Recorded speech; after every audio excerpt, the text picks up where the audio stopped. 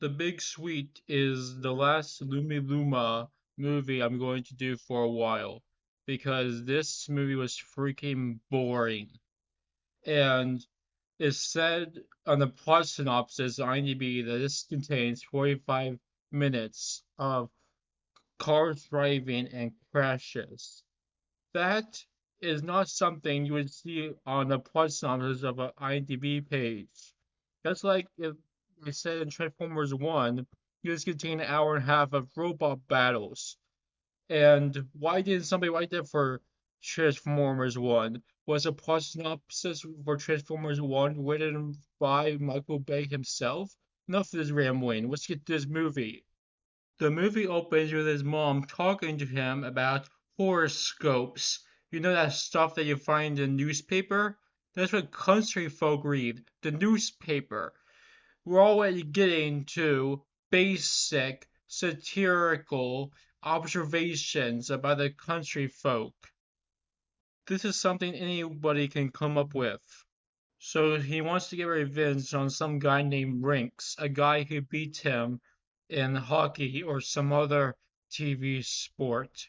I don't know, they didn't really say what TV sport, but he needs to get a job first. And apparently he's really pissed off about getting a job instead of getting revenge. This guy's priority is punching somebody in the face at a bar. We meet Big Sweet, played by Robert Zedar, and he can't read or drive a car. This is setting up those dangerous car crashes that we are going to see for 45 minutes. We go to a bar and the Big Sweet tells him how to get revenge on the guy who beat him at hockey.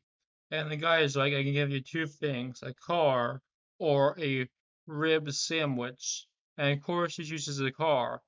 And I guess the Big Sweet was hoping that he would care about how much money he spends. But this guy doesn't care about that. And he wants something better than a rib sandwich. So we have this bank woman who's also an expert at driving cars, and that means he's an expert at getting into car crashes because the bank is connected to insurance agencies. Isn't that freaking funny?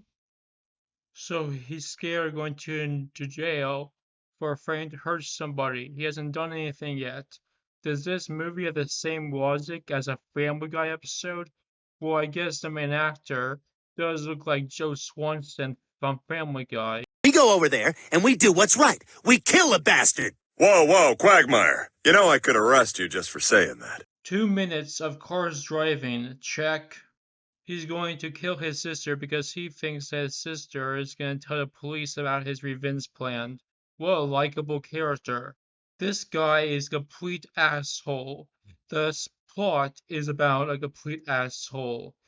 All the dialogue in this movie is about plot about a guy being a complete asshole. No freaking jokes or likable stuff this guy says. But don't worry, his horoscope says he's going to be really rich. That's like saying if I stole a Britney Spears magazine from a grocery store and I said Britney Spears says I'm going to be alright, as I'm being caught by security.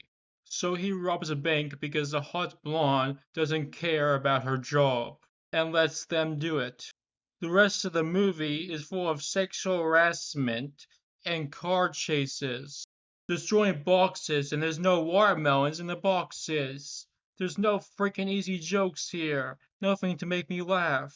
So that's over 10 minutes of car chases and sexual harassment done. Over 15 minutes of cars driving and the policemen keep driving off the road and the editing makes it look like the cars can teleport through metal.